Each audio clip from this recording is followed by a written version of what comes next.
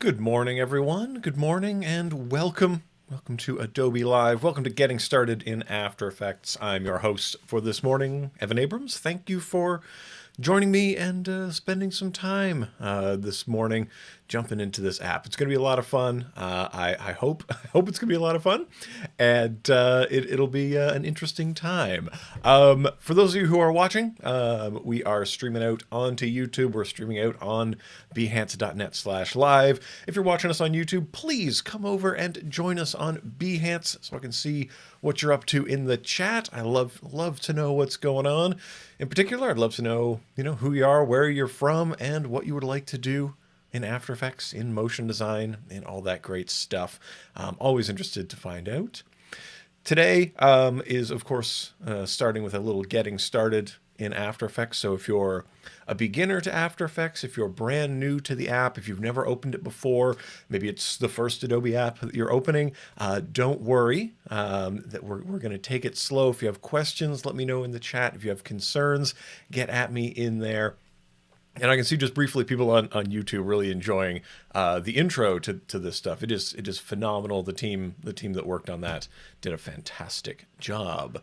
But since this is a kind of beginner's stuff, we're going to be taking our first baby steps into stuff.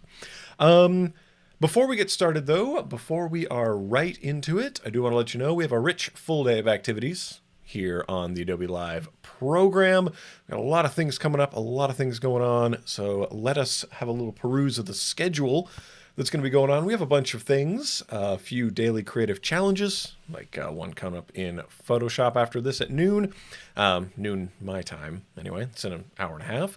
But then we're going to be looking at Meg Lewis will be showing you how to find your personal illustration style, which I think is great. We are going to then have an Illustrator creative challenge. Then we're going to see some designing a galactic podcast app. I love podcasts, so Talon's gonna walk you through some of that stuff in XD. Of course, followed up by your XD Creative Challenge. And then we've got some Design in the Dark, a wonderful little game, a bit of a cross between reality TV and design. So I hope you enjoy that program. I like it a lot. It's a lot of fun. So please stick around for the day with those things. Let's jump back in here and I'll explain a little bit more about what we're up to today. We're going to be making social media posts, and that's a nice kind of beginner. I don't want to say beginner too much, because what we're going to be touching on are fundamentals that you would use throughout your career, whether you're a beginner, an intermediate, and advanced. The fundamentals remain the same. So we're going to be touching those most fundamental building blocks of motion design, of creating motion, of creating interesting things. We're going to be working with some fairly basic building blocks, photos, text, shape layers, and then tomorrow we are going to get into adding video into the mix. But like I said, if you are unfamiliar with After Effects, then this is the place for you, and hopefully we can get you more familiar, more confident, and making interesting things. So I'm going to go ahead and share my screen, so we'll be able to enjoy that. And as we do, I want to say hi to Richard. Hello, Darina. Hello, Christina. A human from Earth. Good to see. People from Brazil, from France. Oh, it's fantastic. It's going to be great. And Kenneth Williams, don't worry, we got you. Hopefully today we can help demystify some After Effects for you. So here we go. Let's jump into the screen. And granted, things can be intimidating in here, I will admit. There's a lot of things happening. We have control over both space and time, two crazy dimensions. But we'll see how we can make it happen. Okay, so let's start from the beginning. What are we going to be doing here? We are going to be making something that looks like this. Very simple stuff. You've probably seen a bunch of these on your timeline, on Twitter, on Facebook. This kind of thing is quick to produce. You can make it out of just about anything. And in this case, this morning, I thought we would start off with some coffee facts. I no longer drink coffee, but I know many, many motion designers who do. And figured we'd tell you some interesting content about that. But in particular, we are going to be looking at organizing such a file. We're going to look at making the individual parts. And we are going to be talking about text and layers and properties, all that good stuff. It's going to be great. So just wanted to give you a little preview of where we're going in particular. And hopefully there's a good variety in here to get you making stuff. So to start with, we are looking right now at what I like to call an assembly space. So you see these beige blocks right here. So we have these various beige blocks. They have this little icon next to them that looks like a circle, a triangle, a square, and a little film strip. So these are called composition. All right. So compositions are like containers. So if you're coming from the world of Premiere, this is kind of similar to a sequence. So composition, sequence, very similar. Or if you are on Photoshop or Illustrator, this might be similar to the concept of an artboard, right? This is a thing that contains, right? This contains stuff. And oh, Mallory, I didn't realize we've been having a lot of coffee talk on the streams. I probably should have looked into that for our planning. I also want to shout out to our mod, Tim, who's hanging out with us here this morning. Please do confirm if we've been on a real coffee kick recently. But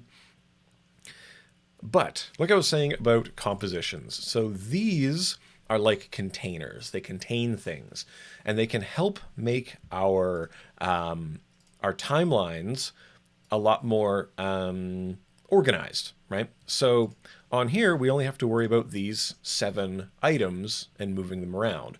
So if you want this to happen later or sooner, you can slide them back and forth in time.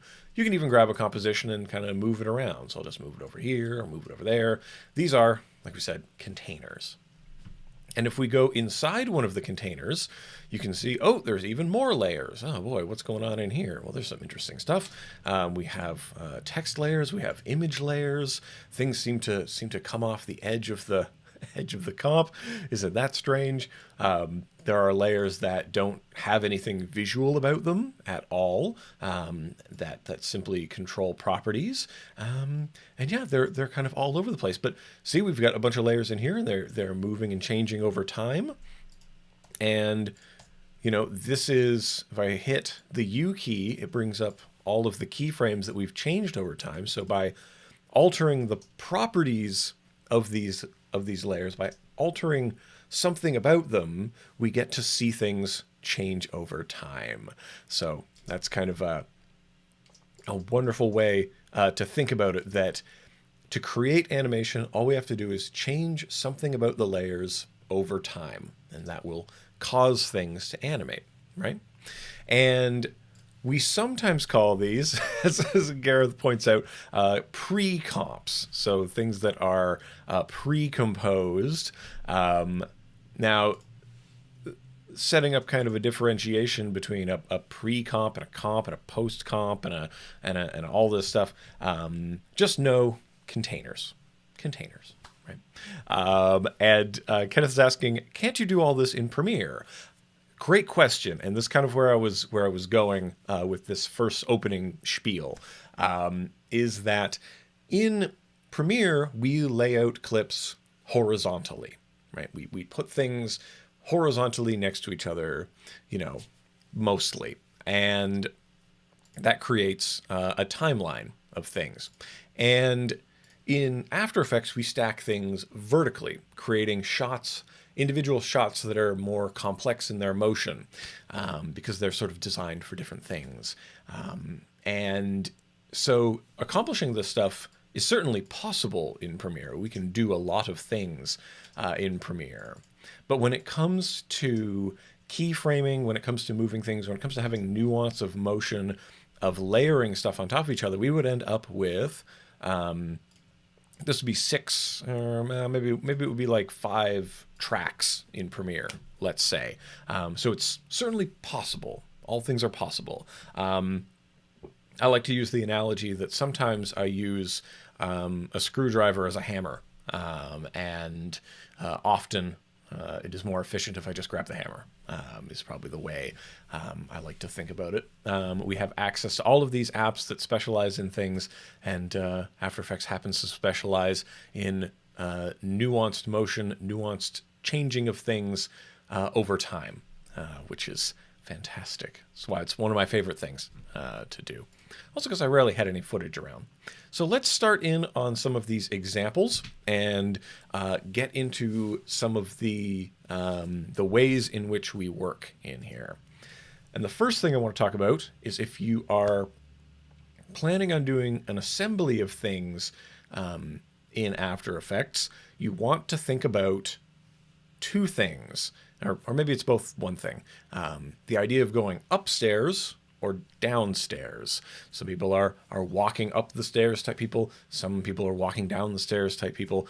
And what we know about this, the idea is just how you're going to organize your transition from one thing to another. Now, what we could do here is to think about going up the stairs, as in things are going to be added on, meaning each of these layers needs to animate on over top of the previous layer. So when you're thinking about your project, when you're coming into an organizational perspective, you know, each of these animates on over top of the previous thing. So as you can see, we have our transparent background in here, and that's what this checkerboard means. That just means transparent. So something, we're starting from nothing on the screen, and then something arrives, and now the screen is full of this.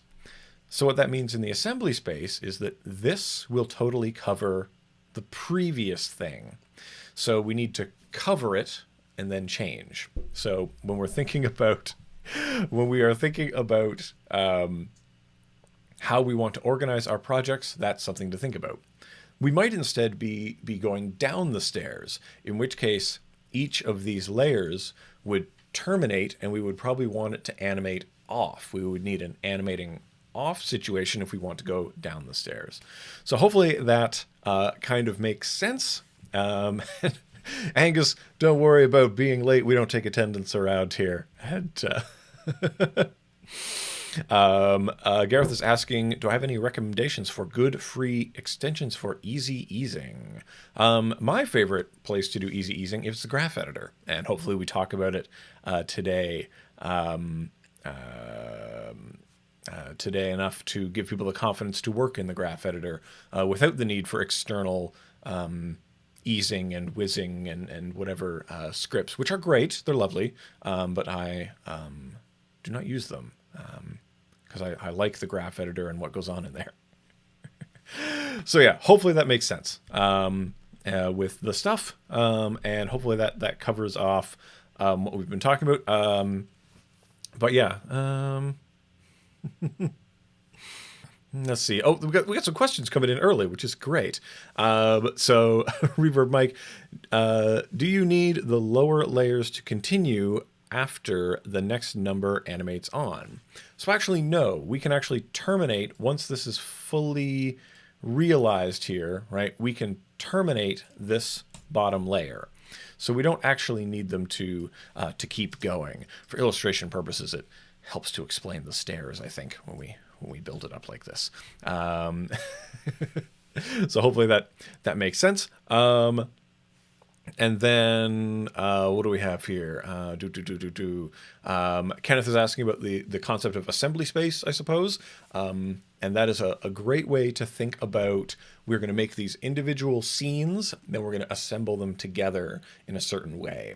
Because if you require sort of interesting transitions between one to the other, you want to have a place where it isn't, you know, these layers and then all of these layers, and then all of these layers. We could end up with, in this very simple project, a space that is full of 50 layers, 100 layers, to create this kind of thing, which ultimately we want to compartmentalize and simplify for ourselves. So if we can simplify things, let's do that so that it is a little bit easier.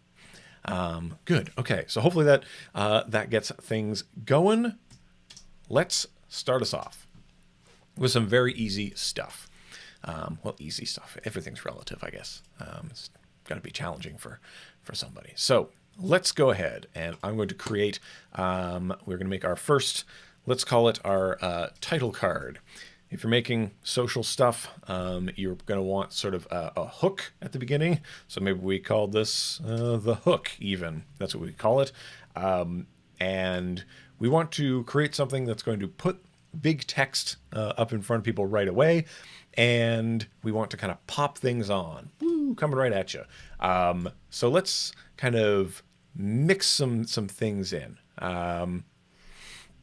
So we are going to go into my assets folder where I like to keep things. I like to make folders and bring assets in here. And in particular, all of the assets that you'll be seeing, or most of the assets anyway, come from Adobe Stock. So Adobe Stock is a great place to find things to play with and to work with, especially because the good people of the stock department now have this much expanded free tab. So go to Adobe Stock, /free, and you will find many free photos and videos and vectors and backgrounds and food and all this great stuff. So you could just go in here. We're going to go to the free photos archive. As you can see, beautiful photography available.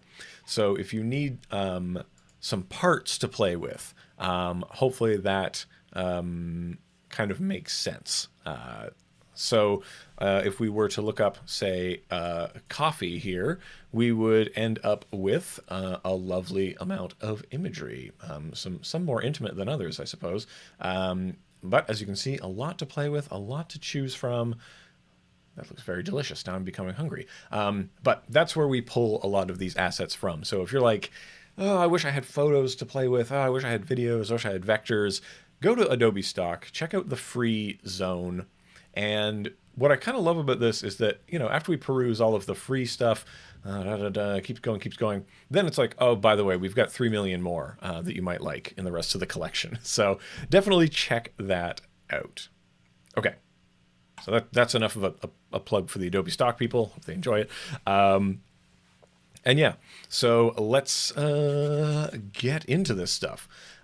We want to make one. We're going to call it the hook here. And we need to fill this with things, because right now it's completely empty. We can just drag elements we want from our asset zone, or you can even just drag them from a Finder window or an Explorer window. You can just drag a file in here, whee, and then, there it is. Now I have many mugs again. So there we go. Then we've got these many mugs that's been brought into our space. So now I'm going to take many mugs and drag it onto our timeline. And would you look at that? It's quite large. Looks like we're really zoomed in on this thing. And that can certainly be confusing. But have a look up here and you'll see the size of many mugs.jpg. It's this big. This is our project panel that tells us about what we're selecting. And the composition we've made here, if we go to the composition settings that you can change anytime, this is a 1080 by 1080, 30 frames per second composition. Now, since we are making this thing for social, you'll have different constraints. So you might use, some of these presets. Maybe if you're doing something for broadcast, you might be in the HDTV section. You might be in the HDV section. You might be in the film 2K, 4K, etc. section. Maybe Ultra HD is where you're at. But the frame size of your composition is going to depend on what you're doing with it later. So your assembly space, like we talked about, will probably be the same frame size and frame rate that you're going to export away when you're done, right? Whereas the various components could be any size. Any of these pre-comps could be bigger, smaller, they can be anything. They're containers, and containers can be whatever size and shape that you require. So just remember that, in this case, we are working with 1080 by 1080, 30 frames per second because of the nature of the work we intend to do. Okay, so since this is so big, we would need to scale it down. We can do that in a few ways. We can grab the edges here and scale it, squeeze it. I'm holding down Shift so that I can strain the properties here, and we can move it around. We can do all kinds of things with it. It's the world is our oyster here, and I'm just going to position it a little bit like this. We don't need all of the thing. We just need some of it. A little corner, perhaps, of this image is all we really need to bring this thing together for us. Okay, we got one thing out there. That's great, and what we're going to do is we're going to create some text. We're going to do that by calling up the text tool. So we'll grab the horizontal type tool. We click out in the world, and then we can start typing. And type whatever we like. Coffee facts.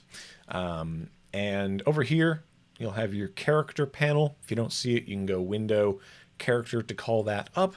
And now we can start to stylize our text. We can make the text whatever we'd like to see. And we'll just say, let's start with, say, 100 points on the font. And when you're designing these kinds of things, we know the environment someone will probably absorb this will be on a mobile device, on a phone. So it can be helpful to routinely zoom in and zoom out just to make sure that what you're making plays and is readable, or it reads from far away. Or you might want to move in close and make sure that the details are happening. You can control that with a scroll wheel. So you can see we're going closer, further, wee, like that. And the first thing about making this kind of readable is making it contrast from the background. So I'm going to go ahead and let's see, pure white. Does that do anything? Kind of. If we made that quite large and maybe a thicker font here, like this. Excellent. And we might say, hey, let's just make this 2 lines like so. Kabam. Now it's nice and big and bold and in your face. We might even think that like this is the way to go. So this is where we get into some fairly subjective stuff about what we want to see in front of us. So as a rule, you tend to want to make sure that people can read and understand this stuff. And that's always going to be very helpful for you. And how do we want this to show up? What is the journey we want to take people on here in our hook? We want to try to hook people with this. Okay, so from a motion design perspective, we want contrast. So contrast is going to get us what we want. So I'm going to create another element in here. I'm going to double click on the rectangle tool while I have nothing selected. And we end up with, oh, look at this. It's a solid that has now filled the frame. Now, solids are one of the basic building blocks of things that we end up making, just about any things. I love them a lot. They are vector layers, meaning you can scale them infinitely without degrading them in any way. And we're going to go here. We're going to take this shape layer, move it below my coffee facts layer. Okay, that's okay, I suppose. Now I'm going to take my shape layer here, and we're going to modify its properties. So if I twirl into the rectangle, if I twirl into the rectangle path, you can see here that we have a rectangle size option, and this will allow me to change the size of this rectangle. And right now, both the dimensions are changing together, but if I unlink them, if I don't make them constrained, I can now do each edge separately. Change the horizontal, change the vertical, as I think someone said earlier on. And now let's see. I'm going to want a little bit more contrast, so let's go like this. If anybody here knows the No Name brand of products, maybe we are working for them today. So I'm going to call up my align window here to align things in the middle center, and so that we can get everything nice and aligned. And Jody, this will be available to watch later for all time and all space. So how do we want to bring this thing on? When we are thinking about bringing something on, bringing it in here, what we'll do is we are going to, I think, scale this on. We want it to come out of the middle. So I'm going to hit S with a layer selected. That'll call up its scale. You could also just twirl into it, twirl into the transform, and then find the scale right here. We're going to set some keyframes. So let's talk keyframes. A keyframe is setting a time and a value. So if I click the stopwatch here, you'll see we have a little diamond that's showed up on our timeline. And I can move that around. So let's say I move it out here to 15 frames. So this is saying that at 15 frames in, this value will be this. So the value for scale will be 100. We have decreed it by this keyframe. Now we move back to 0, the 0 frame. I'm going to say take the scale. I'm going to bring it down to 0. Would you look at that? We've created a second keyframe. The keyframe is at 0. And now as you see over time, the difference between the two, it's going from one to the other. And this motion is what we call linear motion. We know it's linear because we can look at these keyframes and there are a couple of little diamonds, and that means linear. Linear means we're going to see a straight line from one value up to the other value. Or I guess in this case, like this. And thankfully, we don't have to imagine it. We can click this little button here and go into the graph editor. Now, graphs, I'm sorry. I know it's early on Monday and I'm hurting you with graphs. I apologize, but don't worry. It's going to be okay. We're going to be fine. Right now, we are looking at, let me just clean this up a little bit here. We are looking at a straight line across. Now, what does that mean? Well, according to this, it means 200% per second. That is the speed at which the value is changing. So that's because we're looking at a speed graph. If I were to look at a value graph, the change of value over time, you see this nice linear relationship, this line, this slope that goes up. It's telling us what's happening over time. All right, so hopefully that kind of makes sense. Now, if I were to take this here and I were to go Keyframe Assistant Easy Ease or just hit F9 with it selected, you'll see the shape of this changes to an hourglass and our graph will have changed. Let's go into the graph here. You can see, oh, it's a nice easy slope in here. Oh, what does that look like? Oh, it feels a little bit smoother as it's coming together, right? And what we're going to do now with this is we are looking at a value graph. I'm going to grab this handle, I'm going to give it a pull, I'm going to change the slope of this line. So now you can see that it is coming in very fast and then getting very slow. Ooh, it's much more relaxed. Kind of like that. And then we're going to take this keyframe down here. We're going to easy ease that one by hitting F9. And then I'm going to drag its handle. I'm going to create a shape that looks like this. Oh, what an interesting shape. Well, now it's kind of making it even more kind of explosion onto the scene, right? It's a little bit more forceful as it's coming on. So Coffee Facts is going to be coming on. Now we could apply a similar thing to Coffee Facts back here. We could take the scale, we could copy that, and we could simply paste it onto Coffee Facts so that then this will be scaling on at the same time. Boop. And you're probably asking, well, Evan, why is Coffee Facts so small? And the reason is because I had scaled it up previously. So we've overridden the scale that I had on it previously. So now I can take this keyframe and I'll just scale it back up. I'll just scale it up to where I want it to be, like that. Oh, look at that. That's great. So now we have this kind of a thing. So this is kind of a fun feeling of motion, perhaps. Perhaps that's what we want. Something a little bit simpler you can do is if you want these two to simply scale up together, you can attach them to each other. You can make one a child of the other. We have that power in this program. So we can go here. We can go to Coffee Facts. We can grab this little parent pick whip, and we click and drag to the layer below, or whatever layer you like, and now they are parented together. So parenting is another kind of key concept that we want to get into.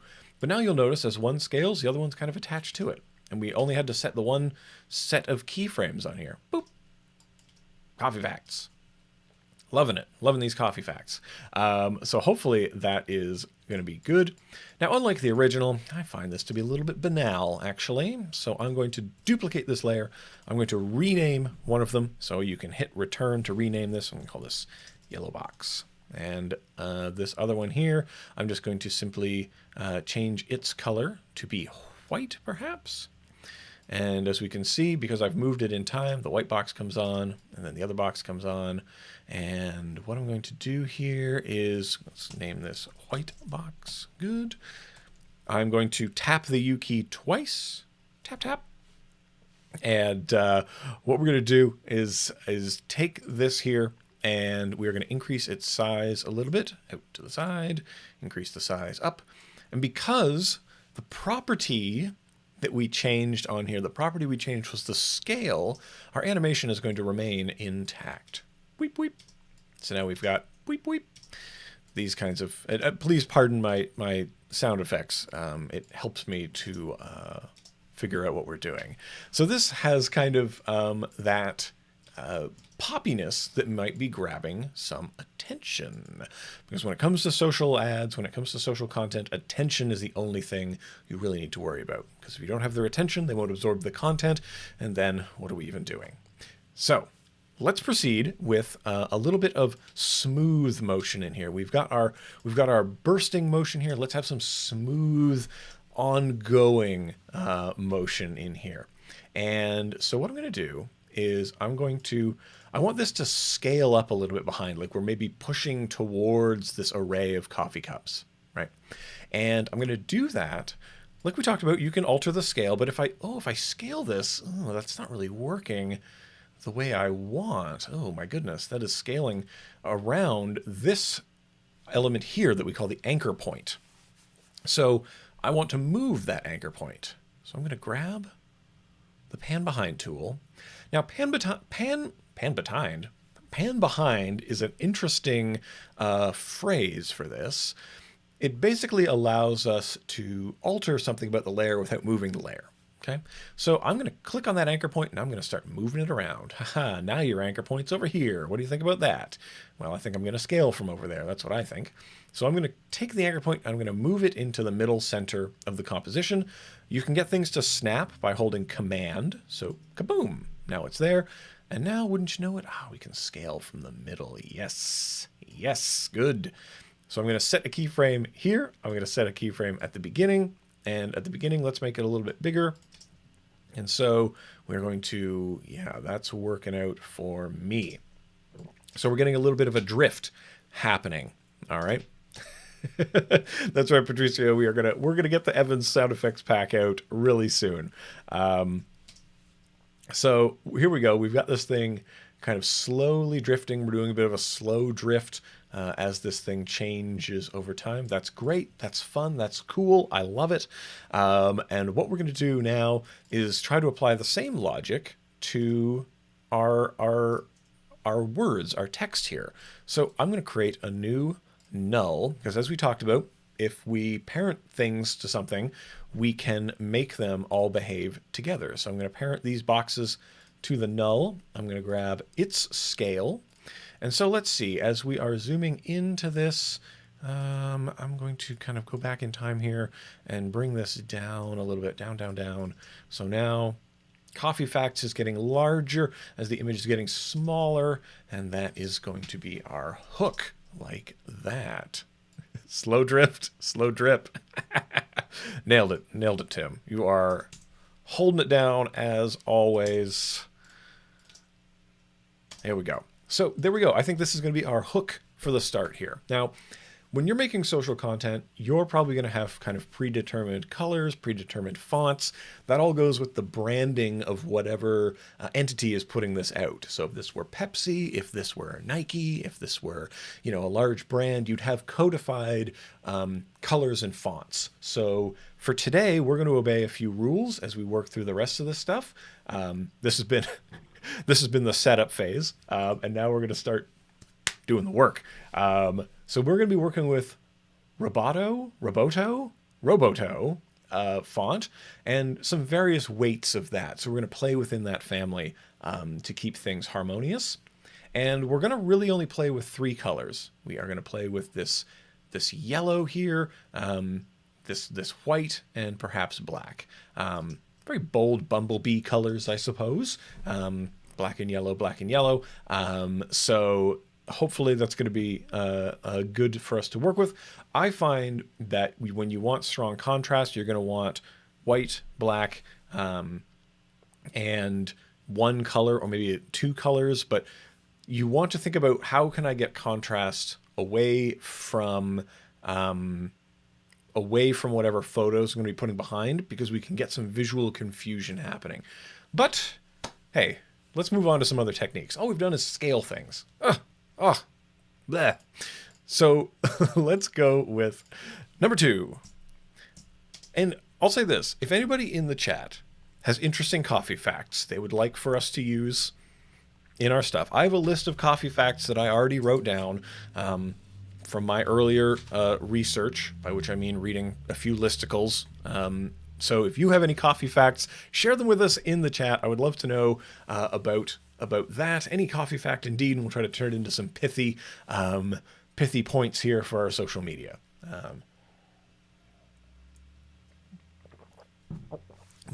So I'll just call this fact number 1.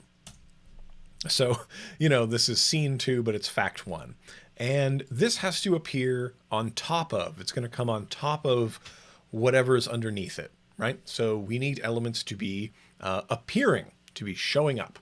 And so the way we have established in this that we make things show up is by scale, which I think is fine.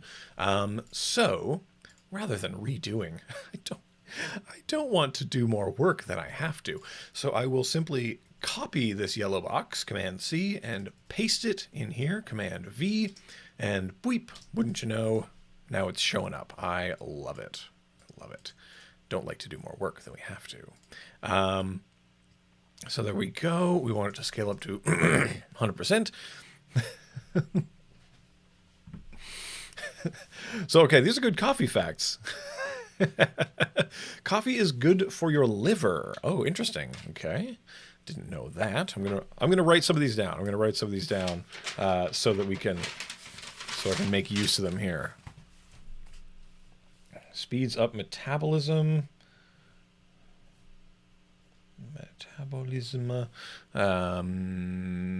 Good for liver.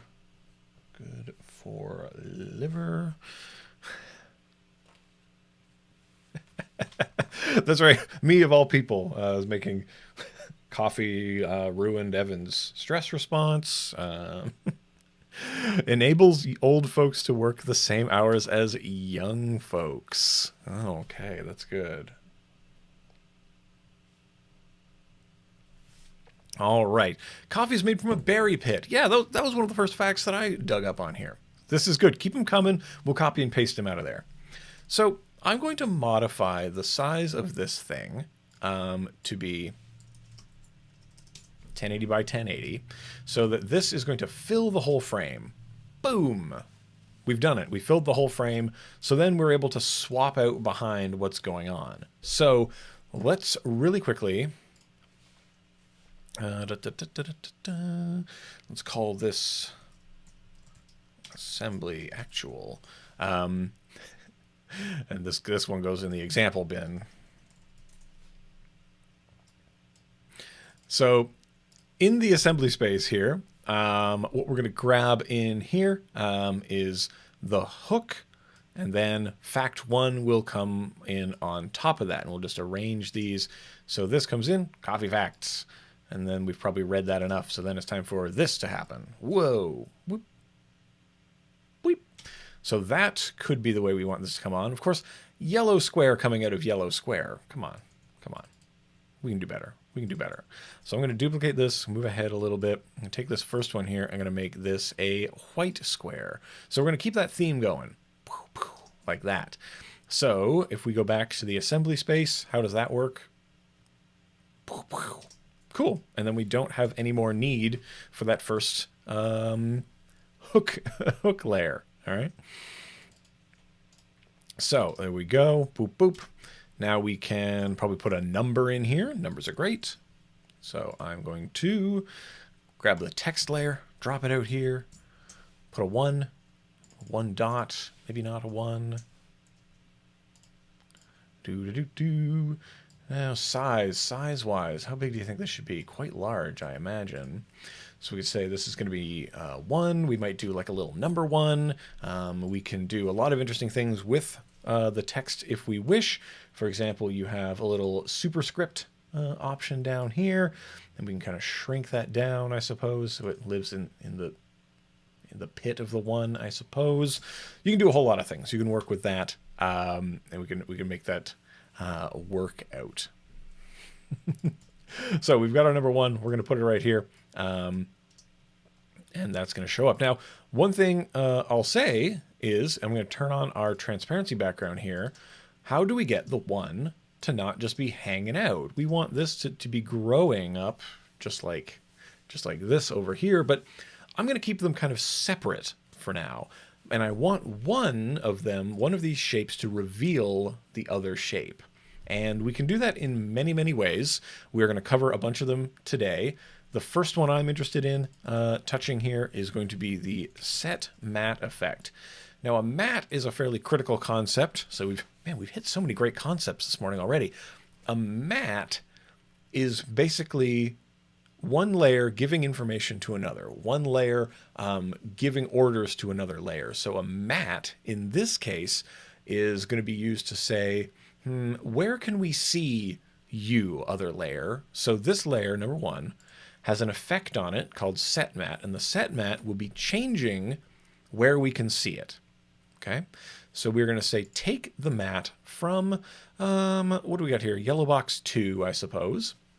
That's this one here, and we can rename this to just yellow box, and then we're going to rename this one to white box. We want to keep everything so we know what it is. So we're going to look at the yellow box. So basically, it's saying, well, where should I be seen in the world, right? And as you can see, because it is only interested in taking its orders from that first box, then it can only be seen where the yellow box is, which for us is very useful when making these kinds of things. So, weep, weep. There we go. This thing has showed up. Shown up. Oh, man. I'm doing it again. But there we go. So, bam. It's a big number 1. And then I think I'm going to move this up into a corner. We move it up here, over there, any corner we like. But we want to scale this into the corner. And as we talked about parenting, we can use layers to control each other. And Reverb Mike is asking, why not use a track matte? Why not just use a track matte? So we'll cover track mattes in a little bit, but a track matte is using one layer to define the visual space of another layer. If I wanted to do the same thing here, I'm going to turn that set matte off so that we're back like this.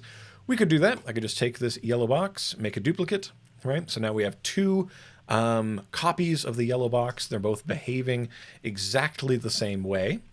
And I'm going to say, number 1, let's give you what we call a track matte. You can see here this says Turkmet, and you get to select the layer above you. So track matte means let's look at the layer above us, and we're going to say, hey, let's make an alpha matte out of that layer that's above me. Oh, I've disappeared. Where have I gone?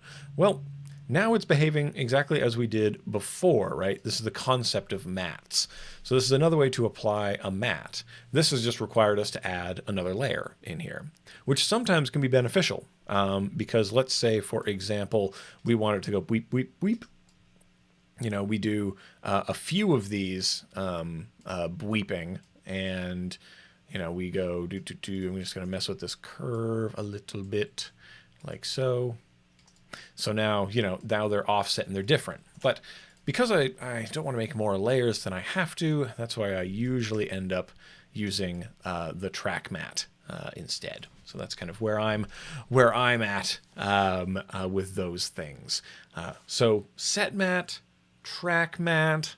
Ooh, what other things will we explore in this Getting Started series? So many.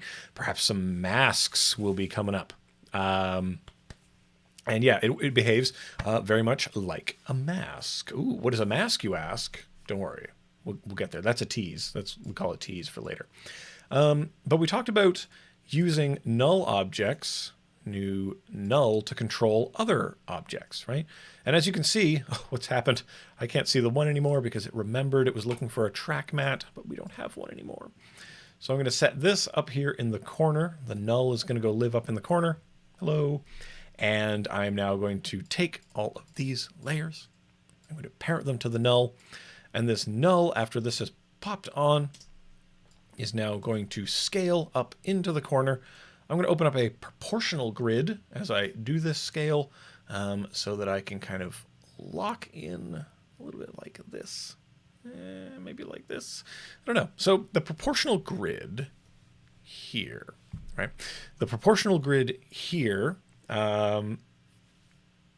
is a bunch of lines. So proportional grid, you can call it up here. You can call up your title and action safe, which are some ideas from the days of broadcast television when televisions had bevels or bezels around them. So you wanted to keep things inside this box so that everyone on every TV could watch it. We don't have that problem with online content because we go right to the edge of the container. But these grid lines help us to make pleasing compositions by giving us sort of a rule system to work from. And then we're going to go here, After Effects Preferences, Grids and Guides, and so you can set up whatever kind of grid or guide system you desire. So right now I'm separating 8 and 8. Maybe we do 6 and 6. Right? So then we can enjoy that kind of a grid system if you like. So I'm just going to put that up here in the corner. So there we go. That's going to scale up into the corner. So I'm going to set keyframes to make that happen, going from 100% up into the corner. So we're going to pop on, and then it's going to move into the corner. Okay. So I think I need to massage these curves here a little bit. And what we're going to do here, that's right. That's right, Tim. It's not a stream with Evan until we open up the grids. I'm like Tron. So in here, we are going to grab these. We're going to ease them. We're going to go into that graph editor and try to produce some smooth motion. I'm going to look at the speed graph here so we can kind of appreciate what's going on. So let's see. It comes on, and then it goes up into the corner, and I want to pull this handle a little bit. I'm going to pull this handle a little bit so that it's a little bit more extreme. It's going to be very relaxed and then becoming more extreme and then getting relaxed again. So when we're thinking about smooth motion, this is usually the curve that's telling us something will feel gentle. This part of the curve here is where things are going to feel extreme because it's at a peak, and pulling of these handles is what makes us have that kind of motion. So I hope that makes sense, right? Wait, is Tron the good guy or the bad guy in that movie? I've never seen Tron, so I don't even know. I only know it as a piece of pop culture, on account of being 32. So here we go. We've got this thing. It's going up into the corner. Great. Now, as we've talked about, if this is revealing stuff behind, we need to put something back there. And I like that thing about the berries. So I've got some assets about bean bush. So we're going to bring the bean bush out here. Lovely. Look at these cool beans. Cool beans indeed. And so there we go. So let's see. We need to make sure that this layer starts here, because that's when everything is completely covered. So boop, boop, and now we're like onto a different scene, right? So hopefully that kind of makes sense with where we're going with this stuff, right? Whoosh, like that. So if we go back into our assembly space, you can see what's happening. We're going to go from this scene, and now we're fully in this scene. Hopefully that makes sense. And the way we made this stuff work, this kind of an interesting transition, which is a little bit difficult to achieve in something like Premiere. You know, we're using a graphical transition to a new space, which I think is great. That's what we want. But our fact is coffee is a fruit.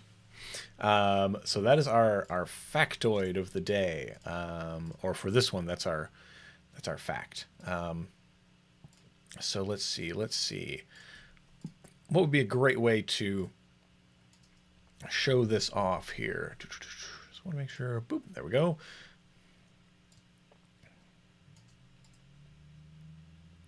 So let's say we stick this right in the middle center. And wouldn't it be nice if we had an image of coffee on the top and an image of fruit on the bottom? These wonderful beans on the bottom.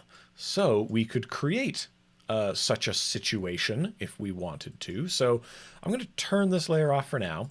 And what we want is to define where we can see one image or another image. So let me see here. This is just an image of beans, so we're going to bring these beans out. Wonderful image of beans. I'll just maybe rotate it a little bit, find the kind of angle and specific density of beans that I'm interested in, like that. I'm going to bring this below everything. Okay, so beans. Loving it. Loving the beans. We need to define where we can see the beans. And so I'm going to go new, solid. Solids are a different kind of layer, and they're similar to shape layers, but they don't hold vector information on them unless you start drawing masks. They're usually used as sort of things that you will then dump effects onto, or you'll use them, in our case, as a matte of some kind. So I'm going to name this matte layer. Yes, you are a matte layer now. And to help me identify it as a matte layer, I like to make them just a really garish, loud color. So I make no mistake that I don't want to see this one at all.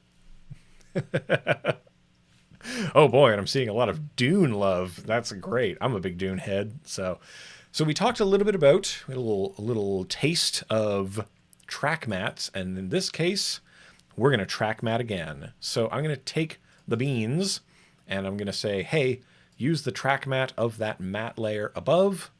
There you are, beans. Nice to see you. And now wherever I move this, we are going to sort of wipe that on or off. Now, granted, you could use instead, always more ideas. Ooh, that's a very cool thing as well. You could use instead an effect if you wanted, like a linear wipe. For example, we could use a linear wipe, set that to 50% completion on the linear wipe, and isn't that confusing? What's happening with this? Well, what's happening is that effects are layer relative, or some of them are frame relative. Hard to tell sometimes, but the point is that this thing here is doing its best job to linearly wipe this layer. I prefer in this case to use the matting powers because we might end up parenting things to this matte. We might end up doing other things, but also because keeping things frame relative, keeping things relative to the objects we're moving around can make a little bit more sense sometimes, and it can be a little bit less confusing for folks.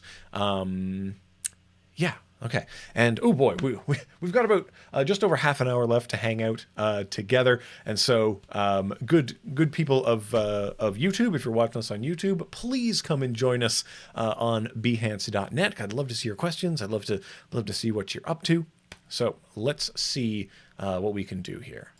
With this matte layer, we are now going to animate it to go change its position. So its position is going to change, and its position is going to change to go up like this.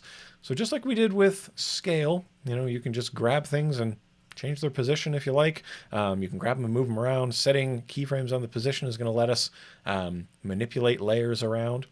And it's going to, the curtain rises on Bean Theater here. So as it's moving up, I think what I would love to do is take this bean bush here, and I'm going to set some keyframes on the bean bush as well. Let's see. Oh, there's a nice shot of a couple of the perhaps Arabica beans. I'm not sure, but maybe that as one of these goes up, that the other one is also kind of rising up as well.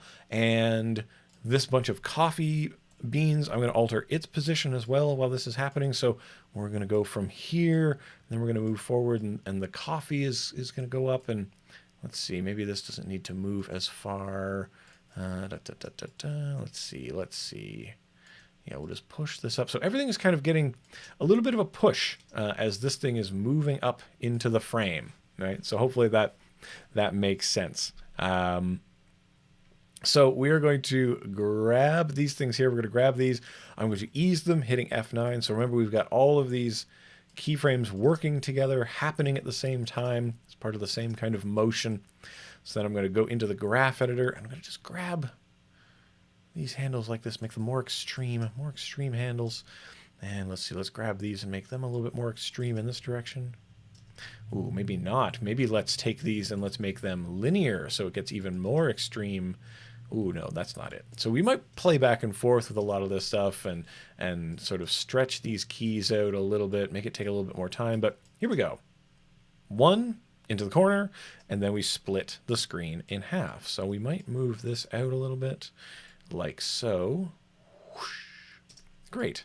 So I think the narrative we want here is one up to the corner, then tell people that coffee is a fruit, and then divide the screen in half. Coffee is a fruit. Love it. Love it. So hopefully that makes sense. Okay, so coffee is a fruit. How do we want this text to show up? So far, we've been manipulating everything simply based on its properties. But text can be a lot more unique, a lot more interesting. We can do way more things with it. The first thing I want to do with it is try to make sure that it stands out a little bit from the background. So now it is standing out a little bit more. It's got a little bit more contrast, maybe. I don't know. Let's see. Let's go like this. Yeah, maybe that's the way to go. And what I want to do is darken this image up here so we can use an effect on that layer, on this layer, to make it darker. I'm using a curves adjustment effect from over here, the effects and presets panel. And from this, if you're familiar with curves from Photoshop perhaps, you will know that you can simply just start making things darker like so, as you like. Kaboom. Look at that. That curves is working. This is basically a curves adjustment showing, this is graphing the input and output light and darks. If curves is not for you, maybe you're not a curves person, you might be a levels person. And we'll put levels over here. Kabam. So we'll put a levels over there. And with these levels here, you can see the graph a little bit stronger. This makes a lot more sense, this graph. You can see everything that is dark. So if we increase this, we drag this over, you see, yep, we have, the sun's going down on the coffee beans. Or you can take this over here and you can make it brighter, brighter, brighter. And you can take the midpoint and make it darker, brighter, and so on like that. So we can just go ahead like that. Gareth, dude, we don't need to disparage the drop shadows. My goodness, there was a time when we were all making drop shadows. We were all young once. Certainly. So yeah, there we go. We got a little bit more contrast coming off, so hopefully we can read coffee a little better, right? And also, please do let me know if you're if you're more of a curves person, if you're more of a levels person. Always good to find out where people sit on that as you get to know them. All right, so the other thing we wanted to do is to bring this text on using what are called text animators. Now, if this is scary, if this is a scary part, don't worry. We can go into our animation presets. We can go into the text area of animation presets over here. And we have all of these folders of ways we might, say, animate in some text. So here we go. Let's just grab some and see what happens, okay? So I'm going to just move this layer ahead, and let's drag central spiral on and see what that means.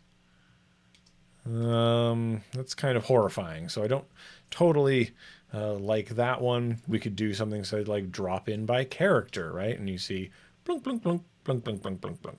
You know, eventually that happens. And what's going on in here is that this has set some keyframes out, which we can then pinch in to make a lot faster. So that's nice. And this is kind of a good place to start. So if you're not super familiar with text animators, it can be good to start by dissecting some of the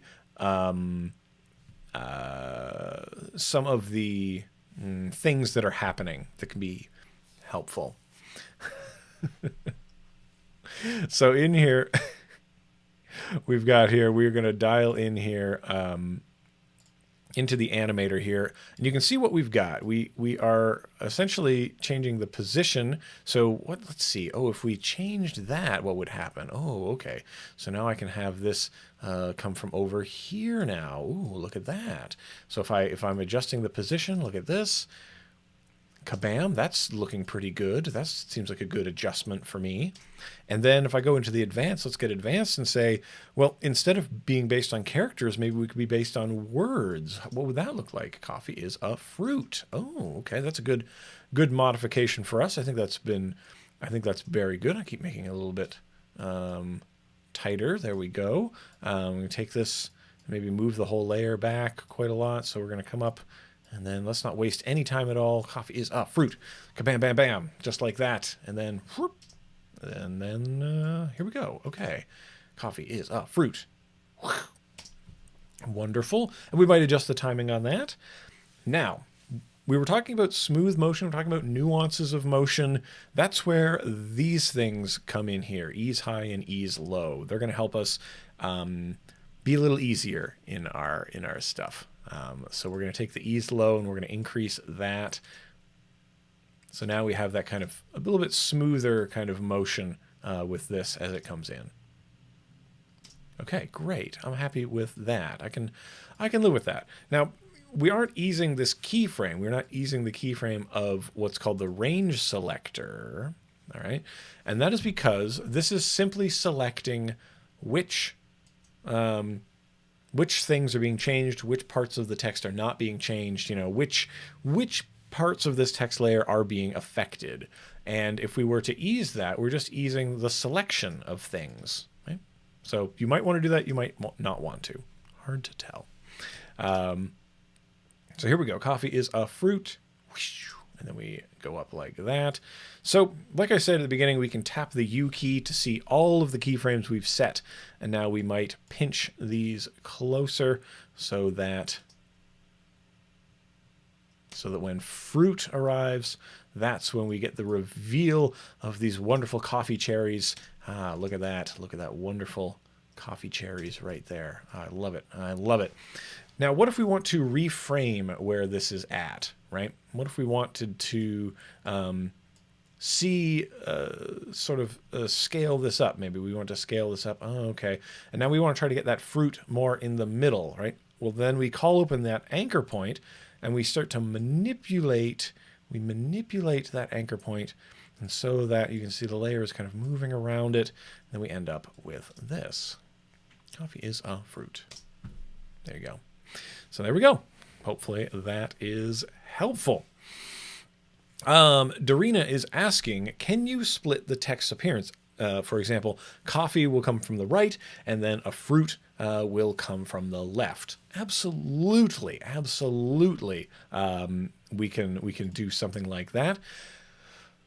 I will caution, however, that as the deeper we go into text animators, that might be more of a tomorrow thing for us to dip into, because we start getting into combining range selectors, and we start getting into even more deeper nuances of the stuff. So I think let's table that for tomorrow. Make sure you come back tomorrow, and we will get even deeper into the text animators tomorrow, so that we can delve into those. But here we are in the assembly space. We want to check our work. Coffee facts 1. Coffee is a fruit. Nice. So from fact 1, let's make fact 2. So this is going to be number 3, fact 2. And if this were, say, a product video or a how-to or like step-by-step cooking, then it might be, instead of facts, these would be steps, or these would be arguments, or these would be news headlines, right? These could be all kinds of things, right? We're just happening to fill this with facts. So fact 2, I just duplicated fact 1. So let me go back. You can select anything, and you can do Command D on the fact. Right, and what we could do here is then rename this, so we can rename it, 3 more facts, and we're going to go into number 3 here, and we are going to just make modifications of this to get us where we want to go. I'm going to start by deleting everything we don't need, bam, and sort of starting fresh a little bit, and so we are going to start by changing this to the number 2. Beautiful, beautiful. I'm going to go back to sort of the beginning here and make sure that this is properly aligned onto this layer. Nice. There we are. We're on fact number 2. And I think fact number 2, what did somebody said in here? I got to scroll up in here. There was something about scrolling back. I wish there was a search function in here so I could find what I'm after. It was someone... a coffee that consists of partially digested coffee cherries, which have been eaten by the civet. That's wonderful. Some duty coffee. Here we go. Coffee originated in Arabia in the 15th century. So how wonderful would that be? Always good to remember people where things come from. Still a mystery how we can get 99-cent bananas here in Canada. So I don't know how global supply chains work. But... so what I'm going to do is I am just going to paste this fact out. The fact is so long. What a long fact this is. It just takes up too much space. What I'm going to do is I'm going to take the text layer and I'm going to click and drag a box. Instead of just clicking, I'm going to click and drag a box. And now I'm going to paste our fact. I'm just going to swap my microphone into there. And now we have bounded text. So the bounded text here, I'm just going to resize the text box a little bit. Try to get this into the bounds here that I want. Kabam. Like so. And I'm sure historians can let me know specifically where coffee originated from. I'm always curious about sort of where things come from, where they're going, why we take for granted such things. And I'm always surprised at, like, where did pasta come from? Oh, I thought that was an Italian thing, but noodles originated somewhere else. Or the potato doesn't come from Europe at all. So like these things I find fascinating to learn about. So since we now have this bounded text, if I were to make the text larger, and you see it starts to bump, bimp, as it bumps into the edges of things, then it starts to resize and get on different lines. Oh, mercy. I'm going to align this over on the side like so.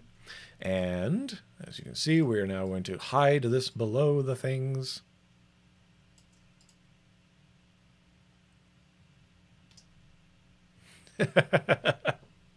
Our bananas are the worst, Mike. Let me just say, I've tasted bananas of the world, and yeah, ours are brutal.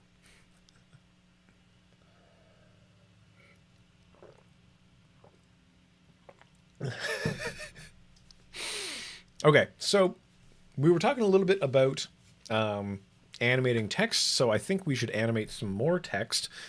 We should put, let's see, something behind here. I've got this wonderful image that I think I would like to put back here. Great. So we're going to put that back here. Cool.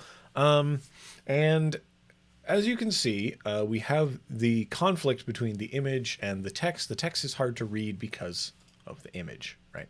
So what we would like to do is probably place something behind here so that it's a little bit easier to look at. And as you know, we do this wonderfully by just putting a box back there. That's what our branding demands that we do. So I'm just going to copy these and paste them right here. And, ooh, boy, it looks like we're going to need to resize these. Uh-oh. So we're going to go here. And I just want the size, okay? And so I'm going to type size into this box up here. And that calls up the specific property we're interested in looking at. If, for example, there isn't a quick keyboard shortcut for us to just hit and then it works, right? And so what we're going to do here is we are just going to make this a little bit taller. So let's say we're going to grab these and we're going to make them taller, taller, taller, grabbing both of those, getting taller. There we go. So I'm going to take this layer here, I think, and let's see. Where's my align panel? Middle center, please. And okay, now we'll just go back in here, maybe make this smaller, smaller, smaller. And we might need to tighten this up a little bit like so. I think that's looking great. And as you do, so now we've got, the one thing standing off from the others, which I think is totally fine. Now, we would probably want to move this ahead. And so now we've got that kind of explosion of graphics coming out. And like we said, there are ways to reveal layers. We've done mats. We've used the set mat. We've used the track mat. We could do that again here, right? What I'm going to do also is just take these and take their opacity and kind of bring them both down a little bit. Opacity is just making things kind of see-through. So whoosh, like that. And let's animate this on. And in fact, here at the end, we're going to make a text animator from scratch. And what we're going to do is we're going to say animate, make one from scratch, animate the scale, please. Now, we're asking to animate the scale of things. So if I dial this scale down, look at that, everything's getting tinier, tinier. And we have to get a little bit granular here. So we're going to go into the more options, and we're going to look at the grouping alignment of things. Now, what does that mean? Well, it means see these little X's here? That's where things are scaling to, anchor point, like we talked about. I would like them to instead only have the one anchor point, please. So it's going to align them all along the middle. And it gets better. It's going to get better. I'm going to set the scale down to 0. And then in the range selector is saying, okay, which things are going to be scaled down to 0? And then I can simply just start to shrink that, and whee, it's like the letters are shooting out of the middle of the layer, like that. So that's fun. I'm going to go into advanced. I'm going to change this from characters to words, so the words are going to be shooting out of the middle, like that. So that's what we're going to do. I'm going to then just keyframe the start of this to be going from selecting everything to selecting nothing.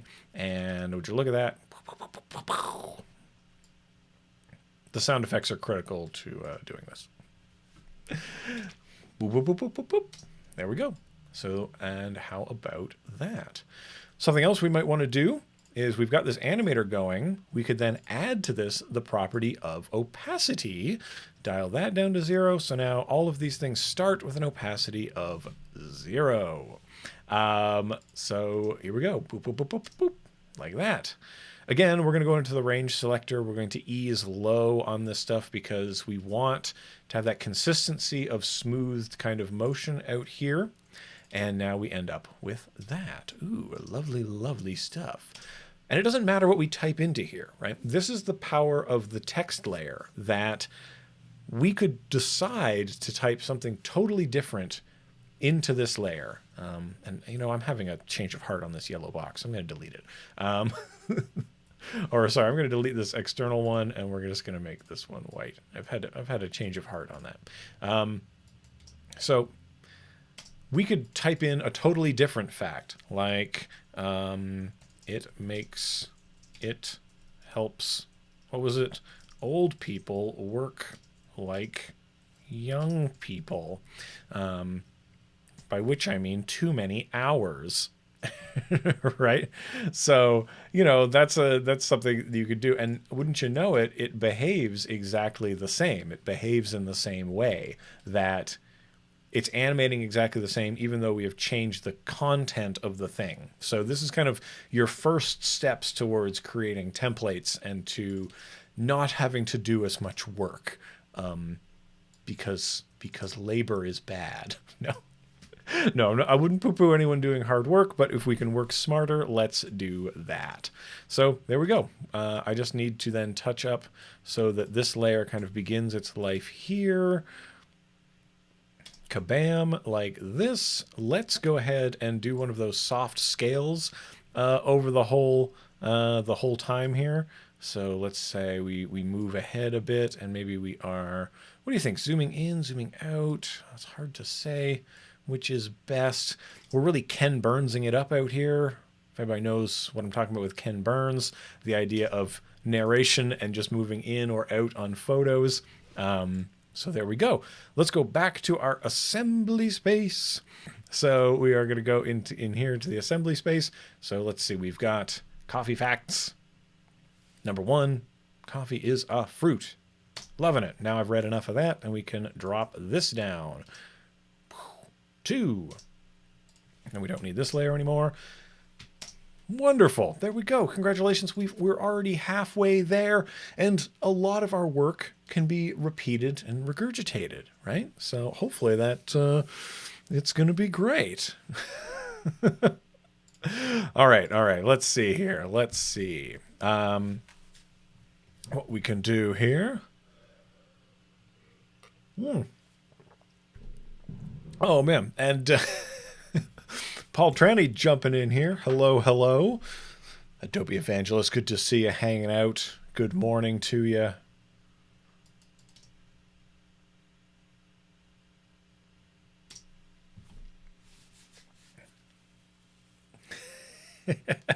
Well, thanks, Paul. That's great to hear. You know, it's always good to get to get the nod from one of the best. So, you know, it's the feeling is mutual. I learn a lot about Photoshop and composition and stuff every time, man. Every time I see you doing stuff.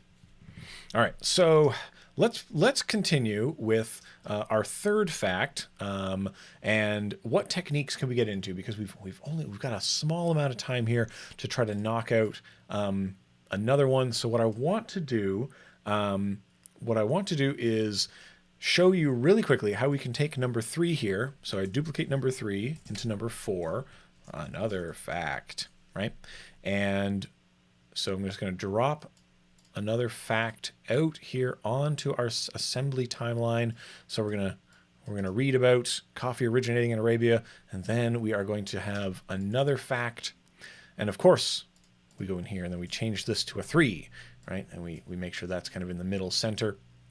And we want to change the elements of this, right? We want to change an element of this, but we don't want to make new keyframes. We don't want to do anything strange like that. So let's go into the assets. Let's select the layer we want to change, and we're going to hold Alt while I grab, say, let's see, the espresso machine. Hold down Alt and then drag this down. See how the cursor has become a plus.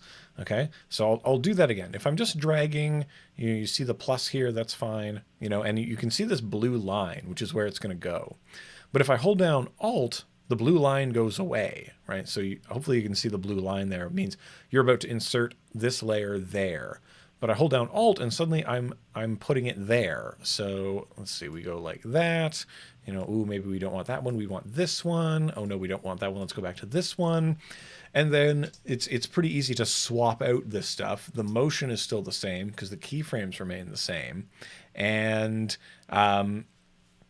that I don't know, kind of makes sense. Hopefully that you can swap things out so that you're able to not repeat too much work, and that you're able to then spend more time making creative decisions, less time on the fiddly bits of swapping things out and around.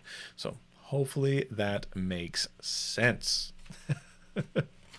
And I see, yeah, saying that something originated in Arabia is probably the most unhelpful. I feel like that's a large geographical area. Anyway, maybe it isn't. Maybe it's a very small specific area. I don't know my history, my global history very well. But we need a new fact. We need a new coffee fact in here. And I think one of the interesting things that I had read about here was is it like average Americans spend, and then it was like this much on coffee each year. And when you look at that, oh no, our text has gone off the frame. So let's resize this down to try to get it. Let's try to get it back in the box. And I would recommend that you if you do have sort of an element that things need to stay inside, that you make sure that you are resizing your box to fit that thing. There we go. So now we've got that coming together. One last thing that I want to point you to when you are working with text layers. So I'd want to put a little asterisk over here because if you're ever going to make sort of a bold calculation like this, then what you would need to do here is probably cite a source. So first off, I'm going to squeeze this a little bit smaller. And I'm going to go down here and let's see. We are going to cite a source. So I'm going to go here and I'm going to say, like, I think it's a 2016 study that I've never seen the primary research on, but people keep pointing to it. So maybe it's true. I don't know. I'm just source ? People throw this number out a lot and it seems to just get repeated and repeated. So here's what we're going to do. I'm going to go to paragraph and I'm going to bump it to be on the other side of the box now. We can put it in the middle of the box, over here and over there. So you can have different paragraph formatting within the same text box.